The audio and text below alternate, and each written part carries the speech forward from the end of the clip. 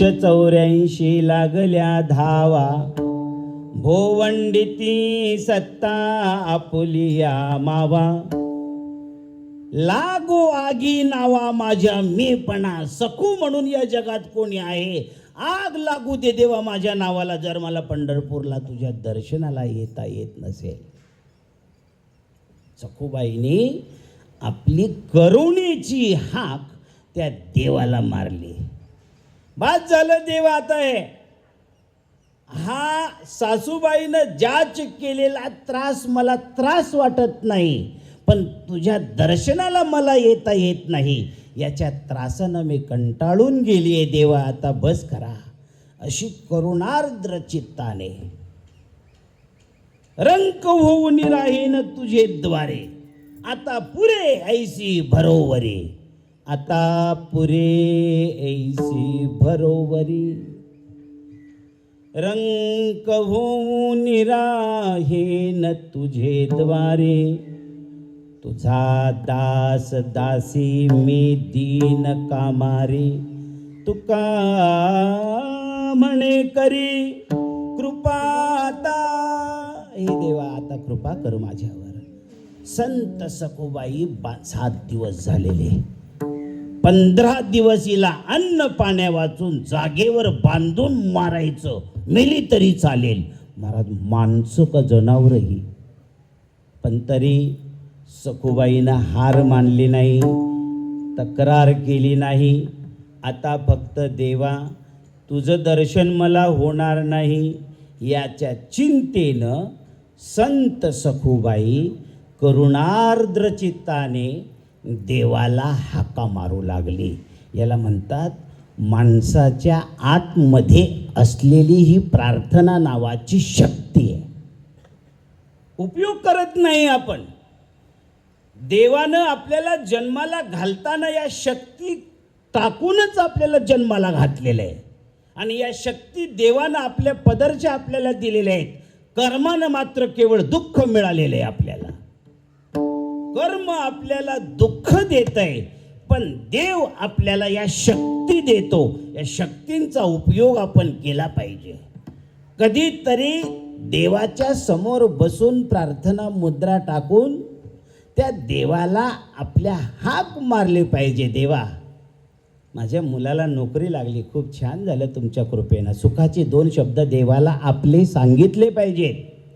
दुःखाच्या 2 करुणेच्या प्रार्थना देवासमोर आपण आखल्या पाहिजेत. ही प्रार्थना नावाची शक्ती जर आपल्याला उद्घाटित करायची असेल, ओपन करायची असेल, तर आपल्याला या शक्तीला ओपन करण्याचं सूत्र मिळालं पाहिजे. त्याच्यासाठी रोज देवासमोर बसण्याची सवय लागेल. महाराज विठ्ठल विठ्ठल विठ्ठल विठ्ठल विठ्ठल विठ्ठल विठ्ठल. संत सखूबाईला त्या खांबाला बांधून 7 दिवस झालेले. दोर करकचून बांधल्यामुळे अर्धा अर्धा दोर तिच्या कातडीमध्ये घुसू लागलेला आहे. देवाचं स्मरण करू लागलेली आहे. करुणार्द्र चित्ताने देवाला प्रार्थना करू लागलेली आहे. भगवान तुम्हारे द्वारे पर एक दर्श भिखारी आया है. 2 नैन कटोरों में आंसू. हे देवा तुला देण्यासाठी आत्ता माझ्याजवळ या अश्रूंच्या व्यतिरिक्त दुसरं काही नाही आहे. 2 नैन कटोरों में आंसू भर भेट चढाने आया है. देवा या अश्रूंची माझ्या भेट म्हणून स्वीकार करा आणि मला या संकटातून वाचवा.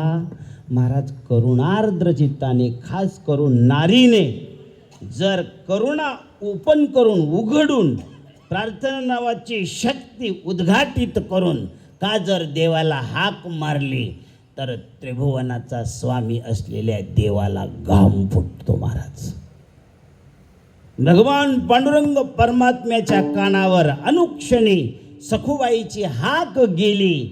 भगवान पांडुरंग परमात्म्यानं ठरवलं आणि तिची लहानपणीची मैत्रीण सखी बनून आता मोठी झाली, पदर कमरेला खोचलं आणि भगवान परमात्मा सखूबाईची लहानपणीची आता मोठी झालेली मैत्रीण म्हणून ताबडतोब तिथे उपस्थित झाले.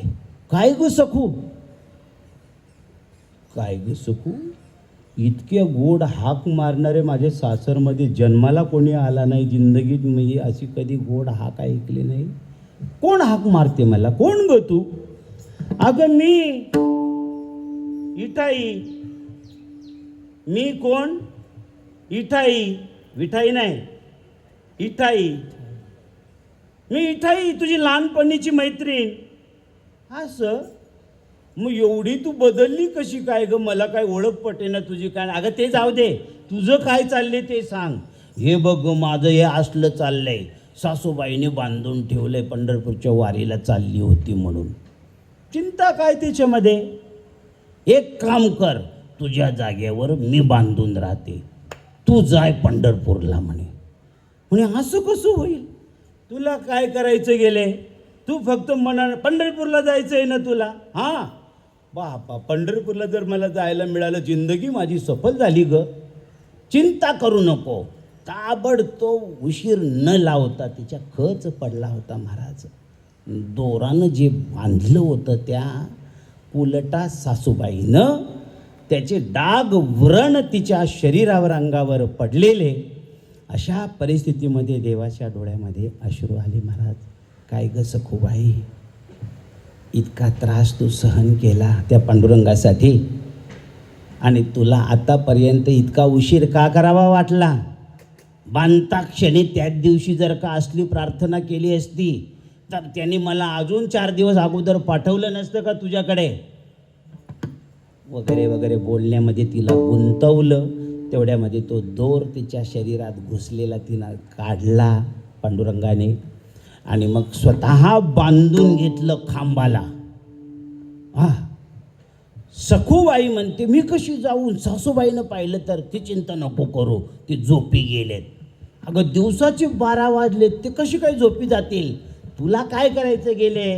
त्यांना मी शांत झोपवले, चहा पाणी खिचडी भात खाऊ घातलेले, शांत झोपी घातले. तू जाय निघून. आणि तिचं ऐकलं. सखूबाईनं घराच्या दरवाज्याच्या बाहेर पाऊल ठेवला की पंढरपुरात सखूबाई हजर. तिला बी काही समजेना, पण पंढरपूर पाहिल्यानंतर या बाकीच्या गोष्टी आठवायला तिला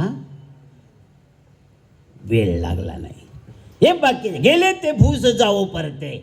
शहाणा माणूस भूतकाळाला पाठीमागे टाकून देतो आणि भविष्य काळासाठी देवाला समोर ठेवून सरळ आपली वाटचाल करतोय महाराज. विठ्ठल विठ्ठल विठ्ठल विठ्ठल विठ्ठल विठ्ठल विठ्ठल. घराच्या बाहेर पाऊल टाकला की पंढरपूर तिला दिसायला लागलं. आणि जसं पंढरपूर तिला दिसलं की माझ्या बरोबर काय घडलं हे ती विसरून गेली महाराज. आणि मग काय, राम कृष्ण हरी, राम कृष्ण हरी, राम कृष्ण हरी, जय जय राम कृष्ण हरी.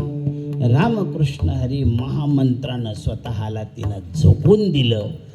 पंढरपूरची नगर प्रदक्षिणा काय, कीर्तन ऐकणं काय, पांडुरंगाचं दर्शन काय, प्रवचन ऐकणं काय, साधू संतांची सेवा करणं काय, वारकऱ्यांचे कपडे धुणं काय, चंद्रभागेमध्ये स्नान करणं काय, चांगल्या चांगल्या वारकऱ्यांच्या पायावर डोकं ठेवणं काय, स्वतःला तिनं झोकून दिलं पंढरपूरमध्ये महाराज. आता वारी झाल्यावर सखूबाईनं परत माघारी येणं ना. कोणीतरी मला माझी मैत्रीण सोडवायला आलती, विसरून गेली भूतकाळ सखूबाई. मला परत माघारी जायला पाहिजे हे डोक्यातून तिच्या निघूनच गेलं. भगवत शरणागतीचा हा प्रताप आहे महाराज. ऐका ऐका, अशी गोड घटना घडली. संत सखूबाई पंढरपूरमध्येच राहिली. जेवणा खावणाची पर्वा पहिलेपासूनच नव्हती, सासरला असल्यापासून. खाण्यापिण्याची दुर्व्यवस्था. पण साधू संतांची सेवा, वारकऱ्यांची सेवा, कपडे धुणे, भांडी घासणे, नगर प्रदक्षिणा करणे, देवाच्या दर्शनाला जाणे, कीर्तन ऐकणे, याच्यामध्ये ती स्वतःला विसरून गेली. मी कोणीतरी कराड गावातली कृष्णा नदीच्या काठावरची सखूबाई आहे हे ती विसरून गेली. आणि मी आता फक्त आणि फक्त कुणाची आहे? पांडुरंगाची आहे. अशा प्रकारे स्वतःला तिनं पांडुरंगाच्या भक्तीमध्ये वाहून टाकलं.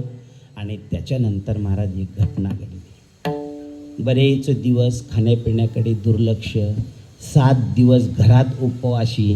इकडे आल्यानंतर कोण तिला काय जेवणाची ताटं वाढून ठेवलेली आहेत, पण तिनं सगळी शक्ती एकवटून जेवढं राहता येईल तेवढी राहिली. काळ जवळ आला.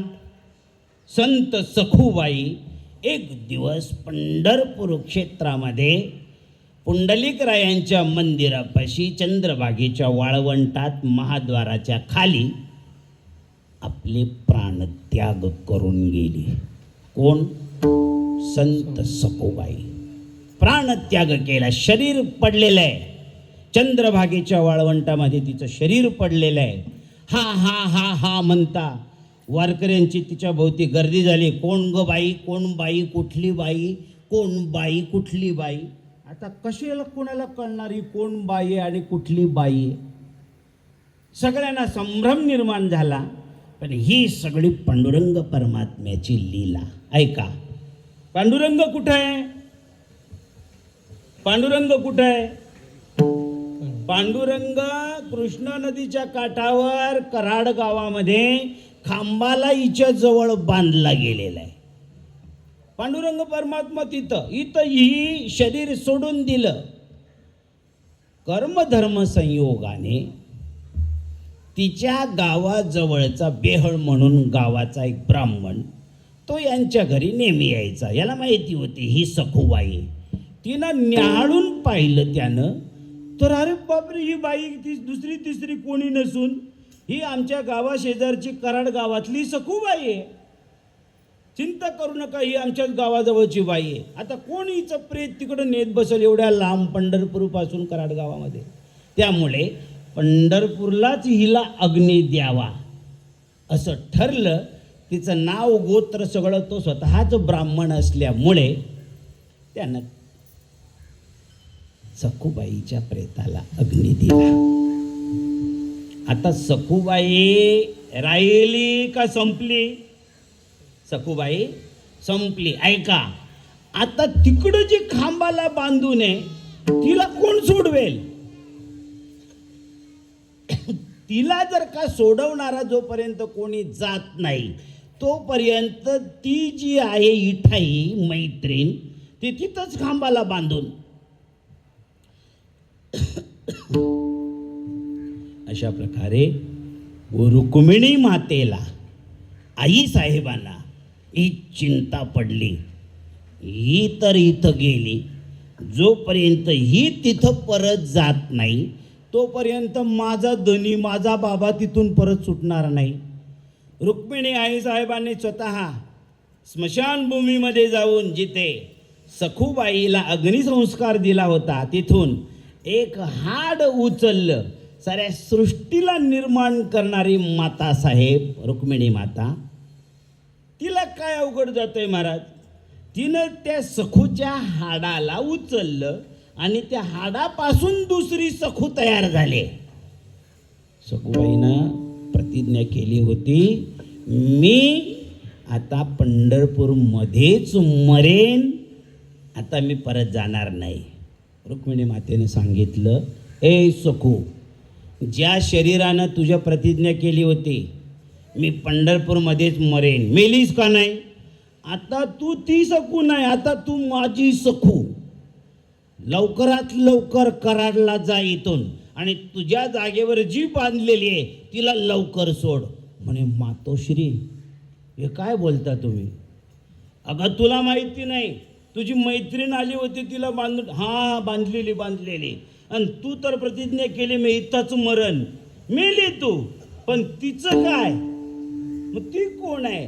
अगं ती विठाई विठाई विठाई कोण आहे? विठाई म्हणजेच तो माझं धनी पांडुरंग परमात्मा आहे, तुला सोडवण्यासाठी गेलेला. ताबडतोब सखू परत गेली. तोपर्यंत तिकडे आता हा बाबा जिथं जाईल तिथं गप बसल का? एखादं द्वाड पोरग असलं ना, द्वाड पोरग, आणि त्याच्या हातात द्या ढोलकी, त्याला काय माहिती इथं कीर्तन चाललंय का प्रवचन चाललंय? त्याच्या हातात ढोलकी भेटली की तो काय करणार? वाजवणार. तसा हा देव आहे त्रिभुवनाचा मालक. तिथं गेल्यानंतर सगळ्या घराचा कायापालट झाला महाराज. सगळं घर कायापालट झालं आणि त्याच्यानंतर त्यांच्या लक्षात आलं की आपल्या सखोला आपण विनाकारण एवढं त्रास दिला. त्याने ताबडतोब तिला सोडलं विठाईला. तिनं स्वयंपाक केला स्नान करून, आणि तो स्वयंपाक खाल्ल्याबरोबर त्या दिवसापासून घरच्या सासू सासऱ्यांची बुद्धी पलटली. जे ते दुर्जन होते त्या दुर्जनाचं रूपांतर सज्जनामध्ये झालं. तेवढ्यात ही सखू पोचली. त्याच्यानंतर ती सखू लगेच गायब झाली. बरेच दिवस झाले. तो गावातला शेजारच्या गावातला ब्राह्मण आला.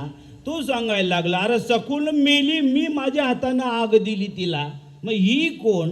अशा प्रकारे सगळा तो प्रसंग उद्घाटन झाला. आणि पांडुरंग परमात्मा आपल्या घरी आपण त्यांना जाच केला. या दैन्य भावनेने त्यांची अंतःकरण बदलून गेली. आणि काडीला केसाच्या कोणाच्या धक्का न लावता या नारीनं नाम सखूबाईनं दुर्जन असलेल्या घराला पुन्हा सज्जन बनवलं आणि निवांत पांडुरंगाच्या सुखाचा आस्वाद घेऊ लागले. याला कारण आहे, दुःख कितीही आपल्या वाट्याला आलेलं असू द्या, जर पांडुरंग परमात्म्याची शरणागती नीट पत्करली, ती अशी झाली पाहिजे की आपल्या दुःखाला बघून तो आपल्यासाठी धावून आला पाहिजे. आपलं दुःख दुःख न राहता सारं सुखाचा संसार बनून जाईल महाराज. सुख वसे तुझे पायी, तुकोबाराय बोलतात. म्हणून माझ्याजवळ आलेली ही जी पीडा ती मला सहन होत नाही. देवा धाव घाल आणि माझी पीडा, माझं दुःख दुःख न ठेवता त्याचं पर्यवसान सुखामध्ये करा, अशी प्रार्थना तुकोबाराय या अभंगाच्या दुसऱ्या चरणात देवाला करतात. सुख वसे तुझे ठाये, सुख वसे तुझे पाये, सुख वसे तुझे पाये, सुख वसे तुझे पाये, सुख वसे तुझे पाये, सुख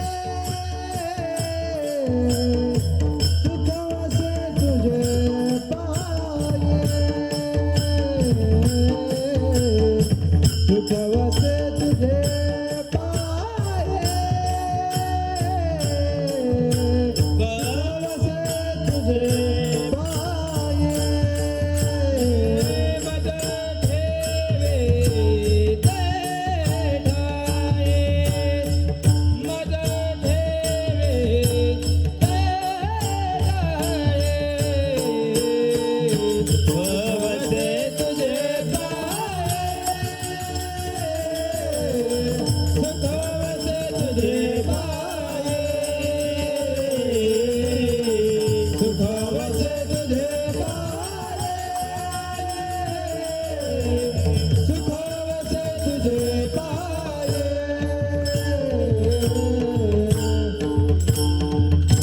विठोबा रखुमाई, विठोबा रखुमाई, विठोबा रखुमाई,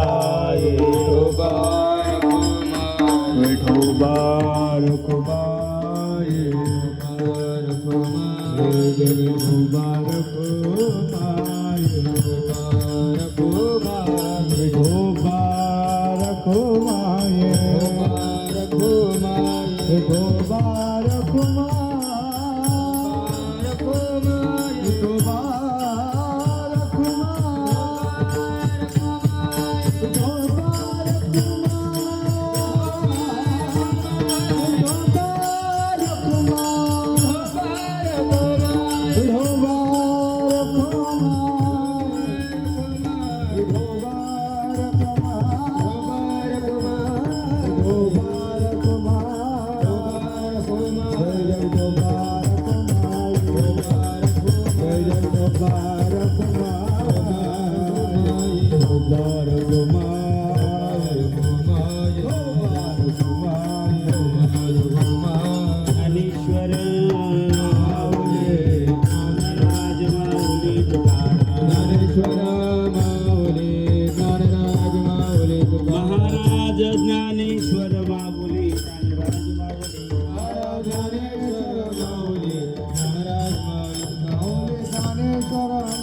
माऊली ज्ञानराज माऊली माऊली ज्ञानेश्वर माऊली ज्ञानराज माऊली तुकारे ज्ञानेश्वर माऊली ज्ञानराज ज्ञानेश्वर माऊली ज्ञानराज माऊली तुकारे ज्ञानेश्वर माऊली ज्ञानराज ज्ञानेश्वर माऊली ज्ञानराज माऊली तुकारे ज्ञानेश्वर माऊली ज्ञानराज माऊली ज्ञानेश्वर माऊली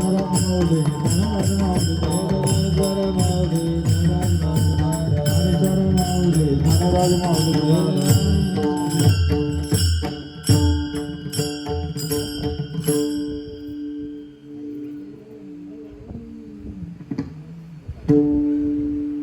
तुका म्हणे भोगे तुका म्हणे भोगे तुका म्हणे भोगे तुका म्हणे भोगे तुका म्हणे भोगे तुका म्हणे भोगे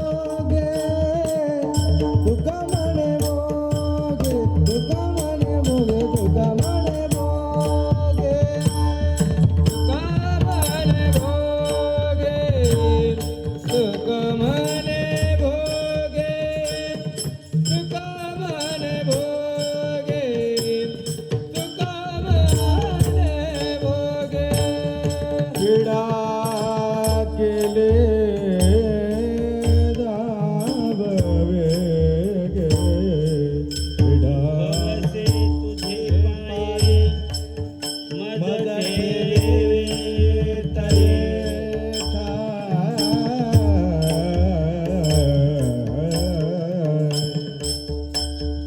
मज ठेवी तये ठाये मज ठेवी तये ठाये मज ठेवी माझा ठेवे तये ठाये तये ठाये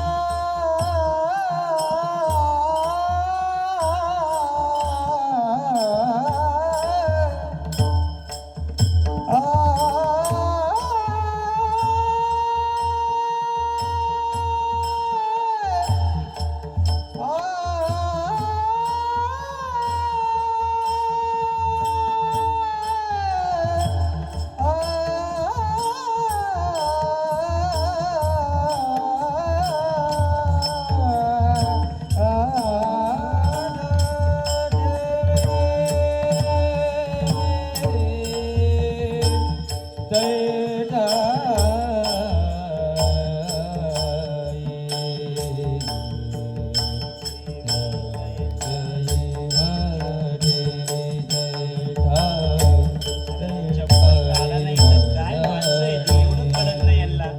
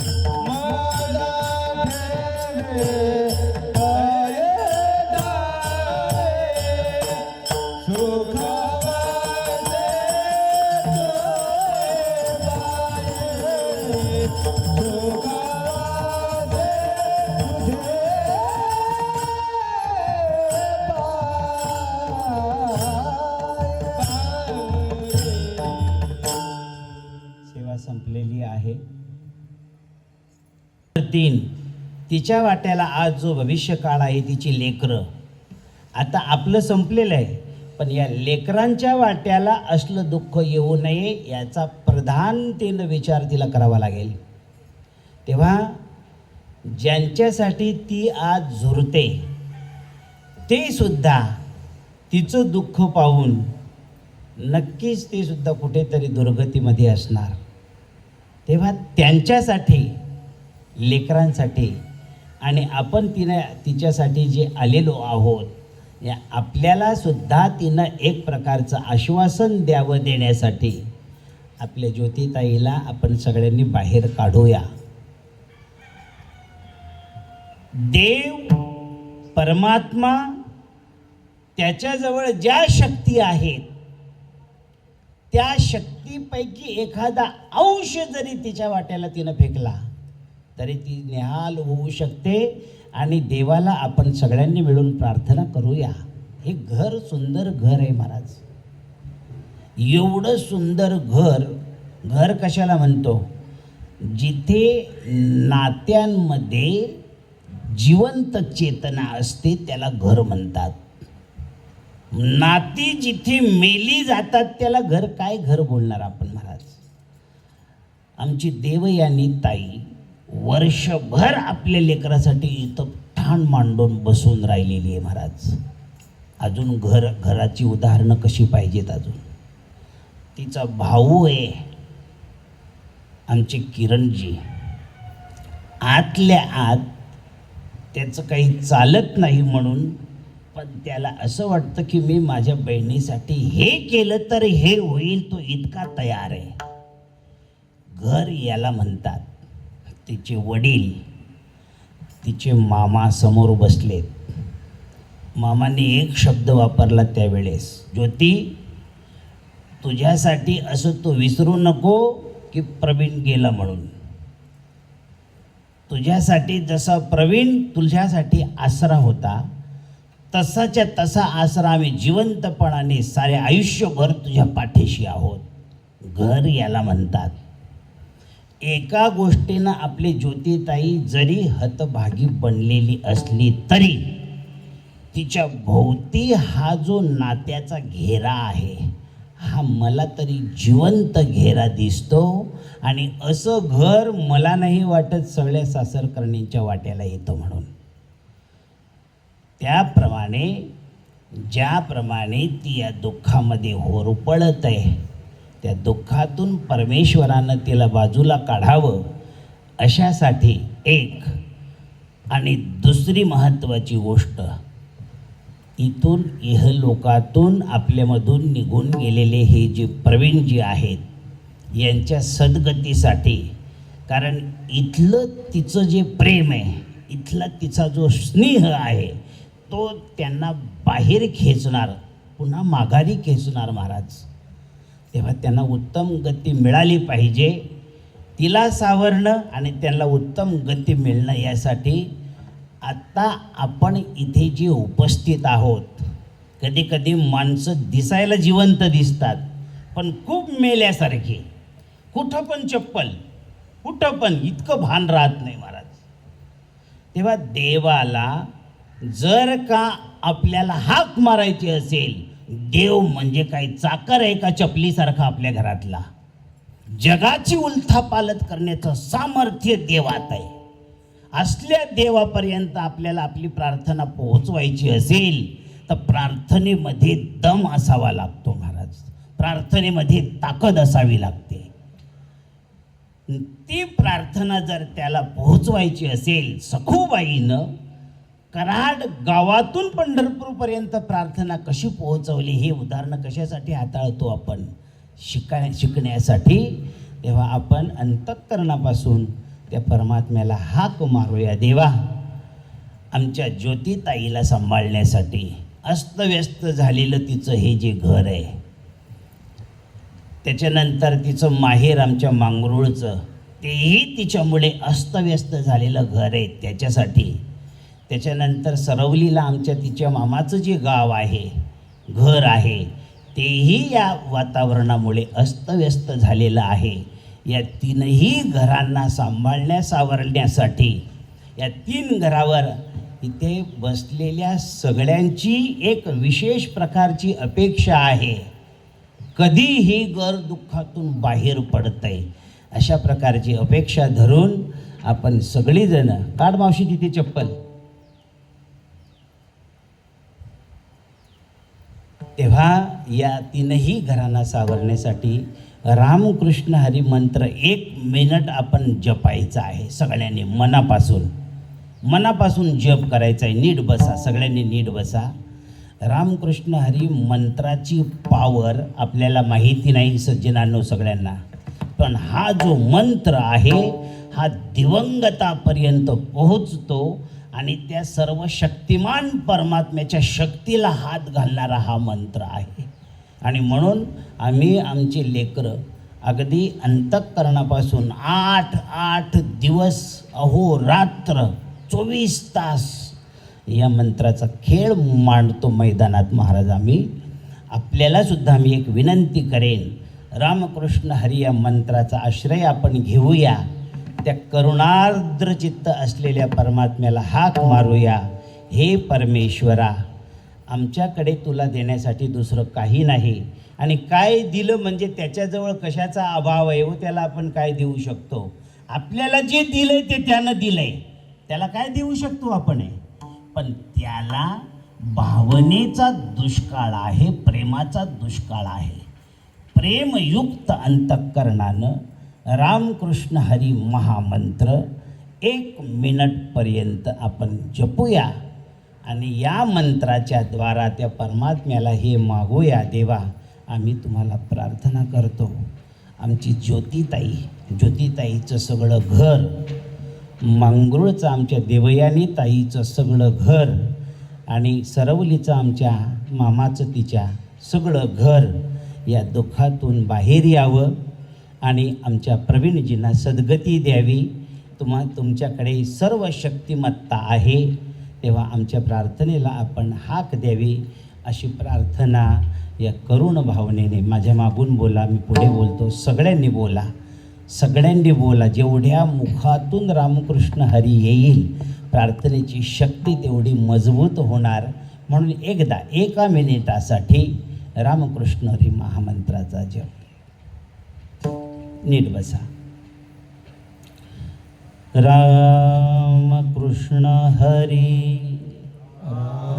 रामकृष्ण हरी, रामकृष्ण हरी, रामकृष्ण हरी, रामकृष्ण हरी, रामकृष्ण हरी, रामकृष्ण हरी.